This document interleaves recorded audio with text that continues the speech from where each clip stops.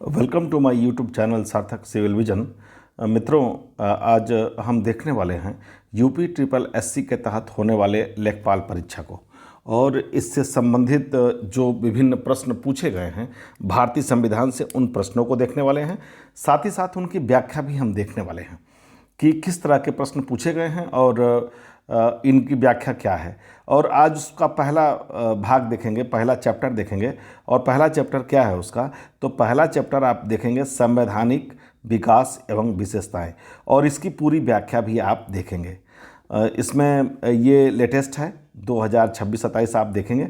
और हमारा प्रयास रहेगा कि पहले आप प्रश्नों को देखें, फिर आप प्रश्नों को देखने के बाद एक शॉर्ट नोट्स आपको प्रोवाइड करेंगे जिससे आप इनको तेज़ी से रिवाइज कर सकें और आपकी परीक्षा में आपको इसका फ़ायदा मिल सके। तो हम शुरू करते हैं और देखते हैं कि भारतीय संविधान एवं राज्य व्यवस्था के तहत जो इसका पहला चैप्टर है संवैधानिक विकास एवं विशेषताएं, इससे किस तरह के प्रश्न पूछे गए हैं। तो हम स्टार्ट करते हैं और देखते हैं कि कैसे प्रश्न पूछे गए। पहला ही प्रश्न हम देखते हैं। तो पहला प्रश्न क्या हम देखते हैं कि भारत का संविधान पहली बार 1928 में द्वारा तैयार किया गया था। यानी 1928 में किसके द्वारा तैयार किया गया था? ये पहली बार जो भारत का संविधान था, तो हम देखेंगे। पहले तो हमको ध्यान रखना 1928 में ये पूछ रहा है, ठीक है। और किसके द्वारा तैयार किया गया था? तो इसका जो आंसर हो जाएगा वो क्या हो जाएगा? ये तैयार किया गया था सी, यानी कि मोतीलाल नेहरू के द्वारा ये तैयार किया गया था। यानी इसका आंसर क्या हो जाएगा? मोतीलाल नेहरू हो जाएगा। भारत का संविधान पहली बार 1928 में मोतीलाल नेहरू द्वारा तैयार किया गया था। नेक्स्ट प्रश्न हम देखते हैं। मूल भारतीय संविधान निम्नलिखित में से किसके द्वारा हस्तलिखित था? एक थोड़ा सा स्पेशल प्रश्न है क्योंकि ये मूल भारतीय संविधान आपसे कह रहा है। ये जो है मूल भारतीय संविधान की बात कर रहा है और ये कह रहा है कि निम्नलिखित में से किसके द्वारा हस्तलिखित था। तो ये जो हस्तलिखित था विकल्पों में देखेंगे B.R. अम्बेडकर, विजय लक्ष्मी पंडित, बाला साहब गंगाधर खेर। तो आप अम्बेडकर और पंडित और खेर को एलिमिनेट कर सकते हैं। ये थोड़ा सा ट्रिकी प्रश्न होते हैं और इसमें जो सबसे अलग विकल्प हो उसमें जाना चाहिए क्योंकि इसने मूल भारतीय संविधान की बात कर रखी है।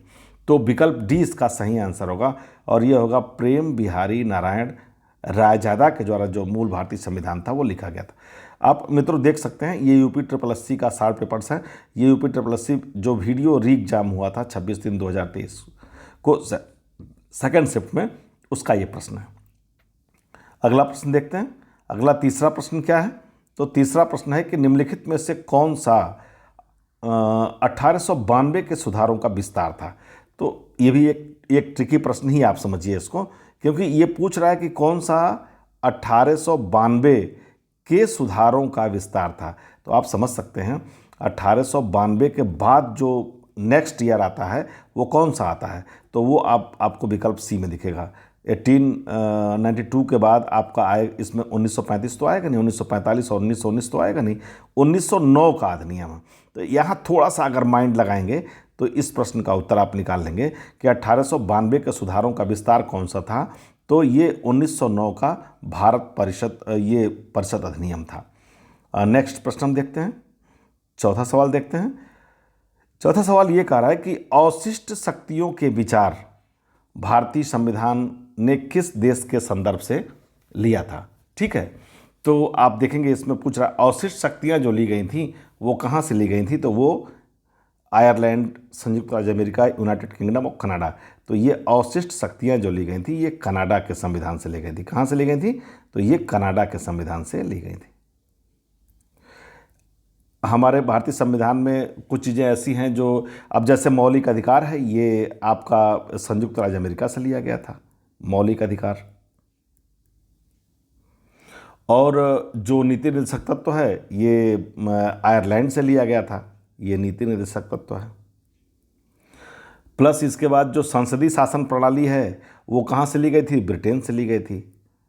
संसदीय शासन प्रणाली अगर आपकी बात करें तो ये कहाँ से ली गई थी? तो ये ब्रिटेन से ली गई थी। ये हमारे भारतीय संविधान में कुछ चीज़ें ली गई हैं जिनको हमको याद करना बहुत ज़रूरी होता है क्योंकि ये विभिन्न परीक्षाओं में प्रश्न होते हैं, पूछे जाते हैं। बहुत ही इंपॉर्टेंट प्रश्न है ये। ठीक है, अगला प्रश्न देखते हैं। अगला प्रश्न है, कैबिनेट मिशन योजना के तहत गठित अंतरिम सरकार का नेतृत्व किसने किया? बहुत ही अच्छा प्रश्न है। और आप देखेंगे विकल्पों में, कैबिनेट मिशन योजना के तहत गठित अंतरिम सरकार का नेतृत्व किसने किया? राजेंद्र प्रसाद, जवाहरलाल नेहरू, सरदार वल्लभ भाई पटेल, राजगोपालाचारी। लगभग सभी लोगों ने किसी न किसी विभाग को संभाला है, लेकिन इसमें किसकी बात हो रही है? नेतृत्व की बात हो रही है। तो नेतृत्व तो जवाहरलाल नेहरू जी ने ही किया था। ये पीएम बने थे अंतरिम सरकार के, है ना। और इनके पास क्या क्या था? राष्ट्रमंडल संबंध, विदेशी मामले का विषय भी इन्हीं के पास है। सरदार पटेल जो थे वो उस समय क्या नाम है कि गृह मंत्री हुए थे सरदार पटेल, इनके पास गृह था। साथ ही साथ डॉक्टर राजेंद्र प्रसाद जो थे वो इनको देखिए खाद्य एवं कृषि थे, ये खाद्य एवं कृषि इनके पास था। और राजगोपालाचारी जी के पास जो था वो क्या था? वो इनके पास शिक्षा था। तो ये सारे लोग थे। लेकिन यहाँ हमसे प्रश्न ये पूछा गया है कि कैबिनेट मिशन योजना के तहत गठित अंतरिम सरकार का नेतृत्व किसने किया था? तो नेतृत्व पंडित जवाहरलाल नेहरू ने किया था। अगला प्रश्न देखते हैं, निम्नलिखित में से कौन भारत के संविधान की मुख्य विशेषता नहीं है? शानदार सा प्रश्न है। कह रहा है कौन सा भारतीय संविधान की मुख्य विशेषता नहीं है? आप देखेंगे थोड़ा सा ध्यान से तो त्रिस्तरीय सरकार इसकी विशेषता है। ठीक, सार्वभौमिक वयस्क मताधिकार, आप जानते हैं कि इसने वयस्क मताधिकार को माना है, ये विशेषता है। राज्य के नीति निर्देशक तो बहुत ही इंपॉर्टेंट है उसमें भारतीय संविधान में, और ये भी विशेषता है। ये लिख रहे हैं सबसे छोटा लिखित संविधान नहीं, भारत का संविधान सबसे बड़ा लिखित संविधान है। ये क्या है? सबसे बड़ा लिखित संविधान है, इसलिए ये विशेषता नहीं होगा। जो विशेषता नहीं है पूछ रहे हैं, तो ये आपको एक चीज़ तो प्रश्न हल करते समय ध्यान रखना है कि ये नहीं है पूछ रहे हैं या है पूछ रहे हैं। अगर ये आप ध्यान रखेंगे तो प्रश्नों को लगाने में आपको आसानी होगी और परीक्षा में आपसे 3-4 प्रश्न ऐसे सही हो जाएंगे। तो ये चीज़ बहुत इंपॉर्टेंट है, इसको बिल्कुल ध्यान रखिएगा आप। अगला देखते हैं, निम्नलिखित में से क्या भारतीय संविधान की मुख्य विशेषता नहीं है? देखिए, अर्धसंघीय संरचना, प्रतिबद्ध न्यायतंत्र, शक्तियों का वितरण, लिखित संविधान और संविधान की सर्वोच्चता। तो आप करें कि मुख्य विशेषता, यहाँ भी यही कह रहा है कि मुख्य विशेषता नहीं है, ये नहीं पूछ रहा है। तो अर्धसंघीय संरचना है, शक्तियों का वितरण भी है राज्य और केंद्र के बीच, लिखित संविधान और संविधान की सर्वोच्चता भी है। लेकिन ये जो प्रतिबद्ध न्यायतंत्र कह रहे हैं, ये हमारे संविधान की विशेषता नहीं है। ठीक है, हमारे संविधान की जो विशेषता है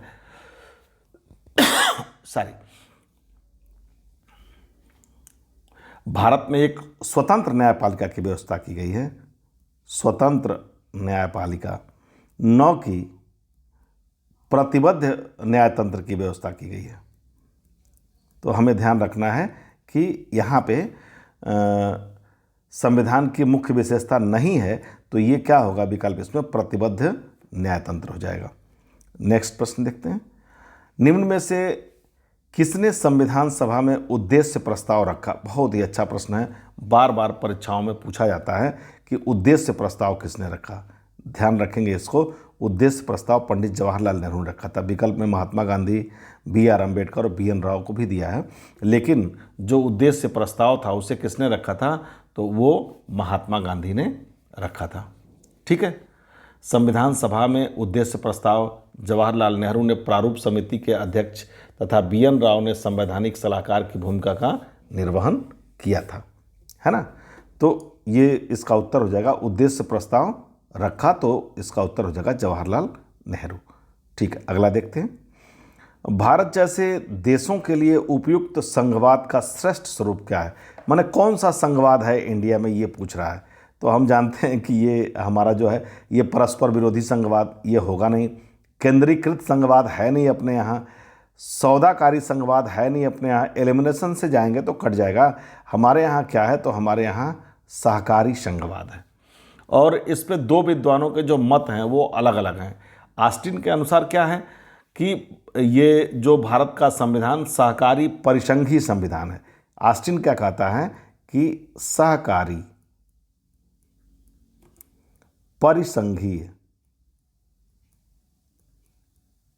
संविधान कहता है ये। और केसी वियर साहब क्या कहते हैं कि ये भारत का जो संविधान है वो क्या है, अर्धसंघीय है। क्या बोलते हैं ये, अर्धसंघीय बोलते हैं, अर्धसंघीय कहते हैं। लेकिन यहाँ जो प्रश्न पूछा गया, हमारे जब भी हमसे प्रश्न पूछा जाएगा तो हमारे संघवाद के बारे में चर्चा की जाएगी, तो हमारा संघवाद कौन सा है, हमारा संघवाद जो होता है वो सहकारी संघवाद होता है। और नेक्स्ट देखते हैं हम, संविधान सभा का प्रथम अधिवेशन कब हुआ था। तो आप सभी जानते हैं संविधान सभा का ये 25 दिसंबर 1949, 11 नवंबर 1949, 26 नवंबर 1949, 9 दिसंबर 1949। तो जो हम लोगों का संविधान सभा का प्रथम अधिवेशन हुआ था वो कब हुआ था प्रथम अधिवेशन, तो प्रथम अधिवेशन हुआ था 9 दिसंबर 1949 को। ठीक है, नेक्स्ट क्वेश्चन देखते हैं।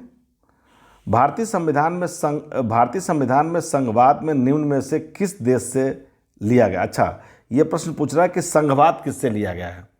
ठीक है, तो इसका उत्तर क्या हो जाएगा, संघवाद किससे लिया गया है। ये लिया गया है आपका यूएसए, कनाडा, ऑस्ट्रेलिया और इटली दिया है। लेकिन आप एक सूत्र यहाँ याद कर लीजिए, और हमेशा आपको ये कभी भी पूछेगा कि संघवाद कहाँ से लिया गया है तो आप एकदम कनाडा लगा देंगे। इसके लिए एक सूत्र होता है कसंघवाद, कशंघवाद। बस आप इतना अगर याद कर लेते हैं तो कभी नहीं आपको भूलेगा ये क फॉर कनाडा और संघवाद फॉर, तो कशंघवाद कर लेंगे तो कभी आपको नहीं भूलेगा कि संघवाद कहाँ से लिया गया। हमारे संविधान में विभिन्न चीज़ें विभिन्न जगहों से ली गई हैं। विकल्पों में आप यूएसए देख रहे हैं, ऑस्ट्रेलिया देख रहे हैं, इटली देख रहे हैं, हर जगह से हमारे संविधान में कुछ न कुछ जरूर लिया गया है। लेकिन जो संघवाद लिया गया है वो कहाँ से लिया गया है, तो वो कनाडा से लिया गया। नेक्स्ट देखते हैं। नेक्स्ट क्वेश्चन है, मॉन्टफोर्ट सुधारों की सबसे महत्वपूर्ण विशेषता थी। क्या थी विशेषता। विकल्पों में देखें, केंद्र एवं रियासतों के मध्य शक्तियों का विभाजन, इनमें से कोई नहीं, केंद्र एवं रियासतों के साथ साथ द्वैत शासित रियासतों के मध्य शक्ति का विभाजन, रियासतों में द्विशासन। तो जो मॉन्टफोर्ट सुधार था, मॉन्टफोर्ट सुधारों की बात ये कर रहा है ना, तो मॉन्टफोर्ट सुधार था, उसमें क्या था, विकल्प सी इसका आंसर है। क्या होता है, केंद्र एवं रियासतों के साथ साथ द्वैत शासित रियासतों के मध्य शक्ति का विभाजन, ये मॉन्टफोर्ट सुधार की विशेषता थी। अगला हम देखेंगे, अगला है, संविधान सभा द्वारा भारतीय संविधान को कब पारित किया गया था। बहुत ही अच्छा प्रश्न है और हम सबको ये प्रश्न याद भी होना चाहिए। आप बिल्कुल देखिए, इसमें विकल्पों में आप देखेंगे 26 जनवरी 1950, 26 नवंबर 1949, 14 अगस्त 1947, 14 अगस्त 1947। तो इसका जो उत्तर हो जाएगा, ये कब पारित किया गया तो 26 नवंबर 1949। आज वो भारतीय संविधान की प्रस्तावना जब हम पढ़ते हैं तो उसमें पढ़ते हैं आज दिनांक 26 नवंबर 1949 को इस संविधान सभा को अंगीकृत, अधिनियमित और आत्मार्पित करते हैं, इस तरह से पढ़ते हैं। तो 26 नवंबर 1949 को भारतीय संविधान द्वारा इसको क्या किया गया था, पारित किया गया था। भारत संसदीय प्रणाली की सरकार वाला एक प्रभुत्व संपन्न और भारतीय संविधान द्वारा शासित है। भारत का संविधान संविधान सभा द्वारा 26 नवंबर 1949 को पारित हुआ। 26 जनवरी 1950 को ये प्रभावी हुआ। बाबा साहब डॉक्टर भीमराव अंबेडकर को भारत का संविधान निर्माता कहा जाता है। ये संविधान की मसौदा नीति के अध्यक्ष थे। 26 नवंबर 1949 ईस्वी को ही संविधान में कुल 395 अनुच्छेद, 8 अनुसूचियाँ तथा 22 भाग इसके थे। प्रत्येक वर्ष 26 नवंबर को हम संविधान दिवस के रूप में मनाते भी हैं। एक भी इम्पॉर्टेंट सा प्रश्न है, संविधान दिवस और कब मनाते हैं इसको हम संविधान दिवस, तो हम इसको कब मनाते हैं, तो ये 26 नवंबर को ही हम मनाते हैं।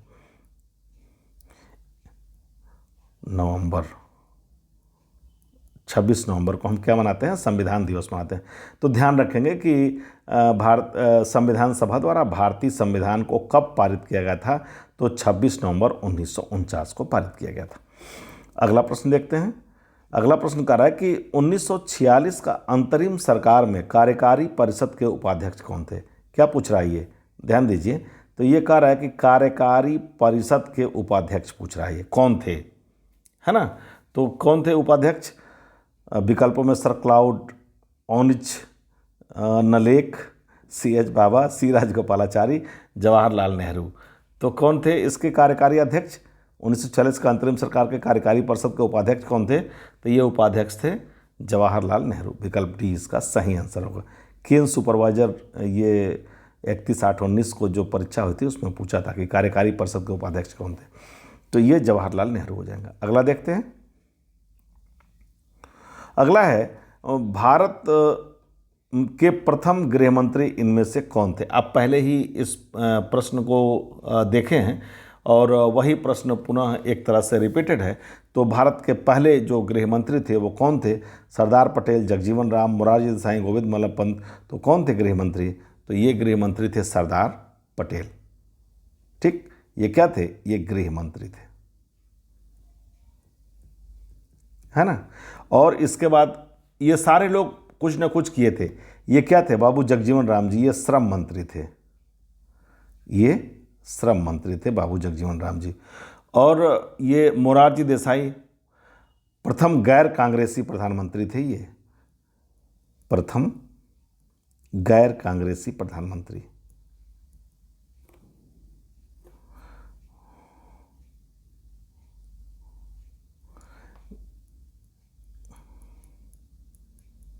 प्रथम गैर कांग्रेसी प्रधानमंत्री मोरारजी देसाई थे। ठीक है, तो ये हम ध्यान रखेंगे कि सरदार पटेल क्या थे? प्रथम गृह मंत्री पूछा है इसमें, तो सरदार पटेल गृह मंत्री थे, बाबू जगजीवन राम जी श्रम मंत्री थे और मोरारजी देसाई प्रथम गैर कांग्रेसी प्रधानमंत्री थे। इस तरह से हमको इस प्रश्न को ध्यान रखना है। नेक्स्ट अगला देखते हैं। भारतीय संविधान कितने शब्दों का बना है? लोअर द्वितीय 15/7/2008 का प्रश्न है। और क्या कहें इसको, ये किस तरह का प्रश्न है ये तो कहना बड़ा मुश्किल है, लेकिन फिर भी अब चूँकि इन्होंने पूछा है UPSSC कमीशन ने, तो ये तो देखना पड़ेगा। भारतीय संविधान विश्व का सबसे बड़ा लिखित संविधान है और इसमें जो क्या कहते हैं शब्द हैं, अगर शब्दों के दृष्टिकोण से देखेंगे तो 1,17,369 शब्द हैं। 1,17,369 शब्द हैं। अब आप बताइए ये शब्द कौन पढ़ता है या गिनता है?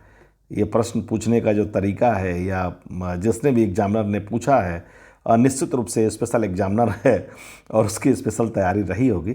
तो इस तरह के प्रश्नों को बहुत ध्यान नहीं देना चाहिए। इसमें कोई भी विकल्प सही नहीं है, न तो ये सही है, न ये सही है, न ही ये सही है, न ये सही है। 1,17,369 शब्द कुल टोटल हुए और ये शब्द ना कोई गिनता है, ना कोई पढ़ता है, ना समझता है। ये इस तरह के प्रश्नों पर बहुत ध्यान नहीं देना चाहिए, जो मेरा सुझाव है। नेक्स्ट अगला प्रश्न देखते हैं। भारत का संविधान लिखा गया था, ठीक है, 17वां प्रश्न है और ये कह रहा है कि भारत का संविधान लिखा गया था। कह रहा था कि कितना समय लगा था, ये पूछ रहा है इसमें। 2 वर्ष से अधिक, 3 वर्ष से कम अवधि में, 3 वर्षों में, 3 वर्ष से अधिक अवधि में, 2 वर्षों में। तो भारत का संविधान जो लिखा गया था 2 वर्ष से अधिक किंतु 3 वर्ष से कम अवधि लगी थी, यानी विकल्प ये इसका विकल्प जो होगा वो क्या सही हो जाएगा? ए सही हो जाएगा। अब आप इसको देख सकते हैं कि आप पहले से पढ़ते भी रहे हैं कि भारत के संविधान को लिखने में 2 साल 11 माह और 18 दिन लगे थे। कितना लगा था? 2 साल। ये इसीलिए पूछा भी है, 11 माह और कितना दिन? 18 दिन। और इसी को ये जानना चाहता है, इसीलिए इसने विकल्प इस तरह का बनाया है कि 2 वर्ष से अधिक किंतु 3 वर्ष से कम अवधि। तो 2 साल 11 माह 18 दिन ये इसी में बैठता है। 2 साल से अधिक किंतु 3 वर्ष से कम। 3 वर्षों में ये गलत हो जाएगा क्योंकि 2 साल 11 माह 18 दिन लगे थे। 3 वर्ष से अधिक ये भी गलत हो जाएगा और 2 वर्ष भी गलत होगा क्योंकि 2 साल 11 माह 18 दिन लगे थे। तो भारत का संविधान लिखा गया था। ये प्रश्नों के पूछने का तरीका है। हम इस चीज़ को थोड़ा सा आपको यहाँ बताना चाहेंगे कि प्रश्नों में आपको पूछना उनको था 2 वर्ष 11 माह 18 दिन, जो भारतीय संविधान में जगह जगह लिखा हुआ है और जितनी बार भी आप पढ़ेंगे आप इसको पढ़ेंगे, लेकिन इसको प्रश्न के रूप में उन्होंने एक दार्शनिक अंदाज में बनाया है कि संविधान कितने दिन में लिखा गया था। नेक्स्ट क्वेश्चन हम देखते हैं। भारतीय संविधान को माना गया है क्या माना गया भारतीय संविधान को? संघीय, एकात्मक, संसदीय, रूप में, विधान में संघीय और भावना में एकात्मक। यही माना गया है। रूप विधान में संघी और भावना में एकात्मक। ये प्रश्न पूछा गया था यूडीए एलडीए 29/11/2015 को। नेक्स्ट आप क्वेश्चन देख लीजिए। कह रहा है इनमें से कौन सा भारतीय संविधान की एक महत्वपूर्ण विशेषता नहीं है। ठीक है, ये कह रहा है कि कौन सा इनमें भारतीय संविधान की एक महत्वपूर्ण विशेषता नहीं। देखिए क्या विकल्प है। यह एक लिखित संविधान है। ठीक, बिल्कुल ये विशेषता है, यह एक लिखित संविधान है। ठीक है, यह एक लिखित संविधान है, नो डाउट, इसमें कोई दो राय नहीं है।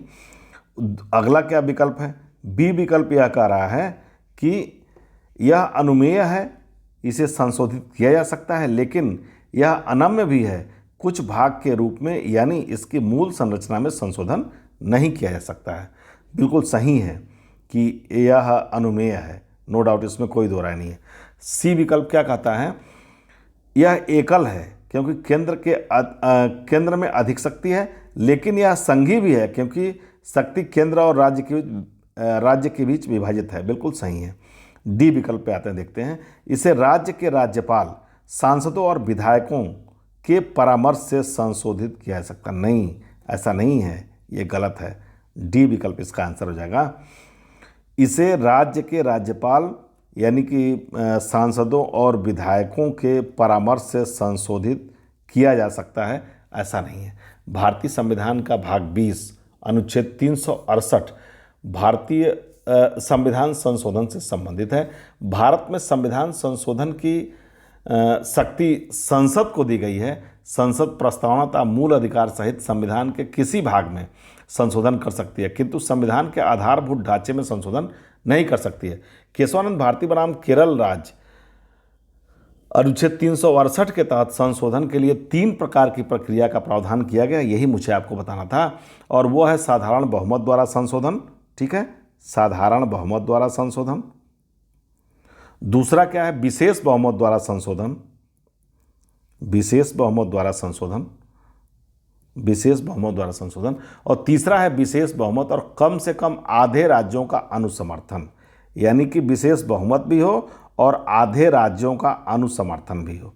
और यहाँ इन्होंने क्या लिखा है, इससे राज्य के राज्यपाल, ब्रैकेट में लिखा है कि सांसद और विधायकों के परामर्श से संशोधित किया जा सकता है। तो ऐसा नहीं है। ये 3 प्रावधान हमें जानना बहुत जरूरी है। एक साधारण बहुमत से संशोधन होता है, एक विशेष बहुमत के साथ के संशोधन होता है, और तीसरा जो होता है वो होता है आधे राज्यों का अनुसमर्थन भी इसमें आवश्यक होता है। ये प्रश्न हो गया मेरा। अगला प्रश्न हम देखेंगे। अगला प्रश्न क्या कर रहा है, निम्नलिखित में से किसने पहले 1935 में संविधान सभा का सुझाव क्या किया, प्रस्तुत किया। इसमें नेहरू, गांधी, जेपी नारायण और एमएन राय को दिया है। तो सबसे पहले 1935 में संविधान सभा का जो सुझाव प्रस्तुत किया था वो किसने किया था, तो ये एमएन राय साहब ने किया था, यानी कि विकल्प टी इसका सही आंसर हो जाएगा। अगला हम देखते हैं। अगला है संविधान सभा की अल्पसंख्यकों की उप समिति के अध्यक्ष का नाम बताएं। अच्छा, और अल्पसंख्यकों की उप समिति के अध्यक्ष कौन थे, तो जो अल्पसंख्यकों के उप समिति के अध्यक्ष थे अल्लादी कृष्ण स्वामी अय्यर, बी पट्टाभी सीतारामैया, एच.सी. मुखर्जी और के.एम. मुंशी। तो इसमें इस प्रश्न के विकल्प में क्या सही उत्तर है, एच.सी. मुखर्जी साहब जो थे वो क्या थे, ये जो थे अल्पसंख्यकों की उप समिति के अध्यक्ष बनाए गए थे। ये आपको याद ही करना होगा, याद करेंगे तभी आपको ये प्रश्न सही कर पाएंगे परीक्षा में। अगला हम देखते हैं। अगला प्रश्न क्या है, भारत का संविधान सभा द्वारा, ठीक, संविधान सभा द्वारा ... को अपनाया गया था और 26 जनवरी 1950 को लागू किया गया था। तो 29 अक्टूबर 1949, 22 दिसंबर 1949, 26 नवंबर 1949 या 3 जनवरी 1949। तो 26 जनवरी 1949 ये इसका उत्तर होगा।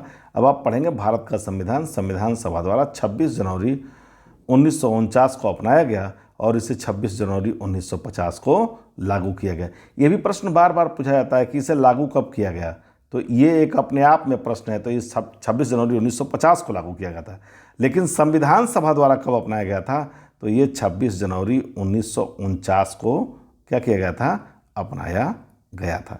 यहाँ जो गैप है इसमें यही भरा जाएगा। अगला प्रश्न हम देखते हैं। अगला क्या कर रहा है, भारतीय संविधान सभा में कुल कितनी महिला सदस्य थीं। शानदार सा प्रश्न है। 12, 13, 15 या 17? तो जो भारतीय संविधान सभा में महिला सदस्य थी वो कितनी थी? कुल महिला सदस्यों की संख्या थी 13। बहुत ही इंटरेस्टिंग प्रश्न है। कितनी थी? 13 थी। भारतीय संविधान सभा में महिला सदस्यों की संख्या जो थी वो 15 थी। भारतीय संविधान सभा का निर्माण भारत के संविधान की रचना के लिए किया गया था। संविधान सभा की कार्यवाही 9 दिसंबर 1946 को संविधान सभा की पहली बैठक प्रारंभ हुई। 13 दिसंबर 1946 को जवाहरलाल नेहरू द्वारा उद्देश्य प्रस्ताव पेश किया गया। भारत के संविधान सभा की रचना हेतु संविधान सभा का विचार सर्वप्रथम स्वराज पार्टी ने 1924 में प्रस्तुत किया था। तो इस इस प्रश्न का उत्तर गलत हो रहा है। कुल जो संख्या थी वो 13 नहीं थी सारी, इसमें कितनी थी? 15 थी। देखिए गलती से लग गया है। 23वें सवाल का जो उत्तर होगा वो क्या हो जाएगा? 15 हो जाएगा। तो भारतीय संविधान सभा में कुल महिला सदस्या कितनी थी? 15 थी। क्षमा कीजिएगा, कुल महिला सदस्या कितनी थी? तो वो 15 महिला सदस्य थी। नेक्स्ट प्रश्न देखते हैं। संविधान सभा के पहले अध्यक्ष कौन थे? है ना। तो संविधान सभा के जो पहले अध्यक्ष थे वो आप जानते भी हैं। सबसे पहले अध्यक्ष किसको बनाया गया था? B.R. अम्बेडकर, सच्चिदानंद सिन्हा, राजेंद्र प्रसाद और उपरोक्त में से कोई नहीं। तो सबसे पहले जो अध्यक्ष बनाए गए थे वो वरिष्ठ सदस्य थे डॉक्टर सच्चिदानंद सिन्हा, यानी बी विकल्प इसमें सही है। इनको बनाया गया था। बाद में फिर किसको चुन लिया गया था? 9 दिसंबर 1946 को जो बैठक हुई थी उसमें सच्चिदानंद सिन्हा को चुना गया था। और 11 दिसंबर 1946 को जब बैठक हुई, पुनः 11 दिसंबर 1946 को, तो उसमें राजेंद्र प्रसाद को क्या किया गया था? अध्यक्ष चुन लिया गया था। लेकिन पहले अध्यक्ष की बात ये कर रहा है, तो पहले अध्यक्ष जो थे वो सच्चिदानंद सिन्हा ही थे। अगला प्रश्न देखते हैं। ड्राफ्टिंग कमेटी का चेयरमैन कौन था? ठीक है, तो ड्राफ्टिंग कमेटी के जो चेयरमैन थे वो कौन थे? ड्राफ्टिंग कमेटी से आप समझ सकते हैं कि ड्राफ्टिंग कमेटी का चेयरमैन जो था वो कौन था?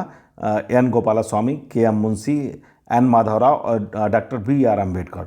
तो ड्राफ्टिंग कमेटी के जो चेयरमैन थे वो विकल्प डी इसमें सही आंसर होगा, B.R. अम्बेडकर साहब थे। आप जो B.N. राव द्वारा तैयार किया गया संविधान का प्रारूप और विचार विमर्श करने के लिए संविधान सभा की जो 29 अगस्त 1947 को संकल्प पारित करके प्रारूप समिति का गठन किया गया और इसका अध्यक्ष के रूप में डॉक्टर भीमराव अम्बेडकर को चुना गया। प्रारूप समिति के सदस्यों की संख्या आप चाहें तो समझ सकते हैं कि कैसे है। डॉक्टर भीमराव अम्बेडकर इसके अध्यक्ष थे। ठीक है, अम्बेडकर जो थे वो कौन थे? अम्बेडकर इसके अध्यक्ष थे। इसके बाद एन गोपालास्वामी थे, इसमें एन गोपालास्वामी थे। फिर अय्यर थे इसमें। उसके बाद से के.एम. मुंशी साहब थे इसमें। फिर आप देखेंगे तो सादुल्ला थे इसमें।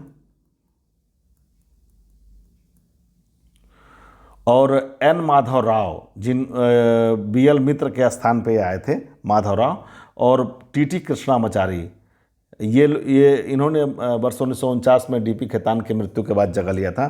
तो दो लोग ऐसे थे, एन माधवराव जो B.L. मित्र के स्थान पे आए और T.T. कृष्णामाचारी ये D.P. खेतान की जगह पे आए थे। ये लोग थे। लेकिन यहाँ प्रश्न में पूछ रहा है आपसे कि ड्राफ्टिंग कमेटी का चेयरमैन कौन था? तो ड्राफ्टिंग कमेटी के चेयरमैन डॉक्टर B.R. अम्बेडकर थे। अगला क्वेश्चन देखेंगे और अगला है कि राजनीतिक प्रजातंत्र का तात्पर्य उस जीवन विधा से है जो जीवन में सैद्धांतिक रूप से उदारता, समानता और भ्रातृत्व को स्वीकारती है। यह कथन किसका है? चूँकि यह प्रश्न जो है वो कथन से है और ये पूछा भी गया। देखिए परीक्षा देखिए, कनिष्ठ सहायक की जो परीक्षा हुई थी उसमें पूछा गया है। स्पेशल सा प्रश्न है, राजनीतिक प्रजातंत्र का तात्पर्य उस जीवन विधा से है जो जीवन में सैद्धांतिक रूप से उदारता, समानता और भ्रातृत्व को स्वीकारती है। यह कथन किसका है? ये कथन है एक, कि ये कथन किसने कहा है, तो ये हमको याद ही करना पड़ेगा। और यह कथन जो है वो डॉक्टर भीमराव अम्बेडकर का है।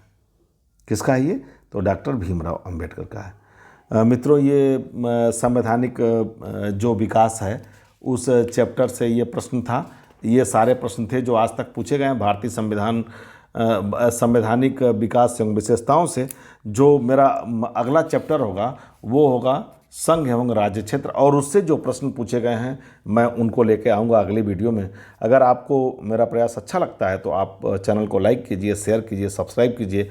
मैं प्रयास करूँगा जब तक परीक्षा आपकी है टिल मई कि आपको सारे विषयों के एक तरह से कंटेंट मैं प्रोवाइड कर दूं और इसकी पीडीएफ नोट्स भी मैं आपको प्रोवाइड कर दूं ताकि आपको परीक्षा में आपकी विशेष सहायता हो सके। तो मैं लगातार लगा रहूँगा, पहले संविधान, फिर इतिहास, फिर भूगोल, फिर उत्तर प्रदेश, फिर करंट अफेयर्स, ये लगातार मैं लेके आता रहूँगा। निवेदन है कि अगर आपको मेरा प्रयास अच्छा लगता है तो निश्चित रूप से चैनल को लाइक कीजिए, शेयर कीजिए, सब्सक्राइब कीजिए। डेली वीडियो मैं आपके लिए अपलोड करता रहूँगा। धन्यवाद दोस्तों।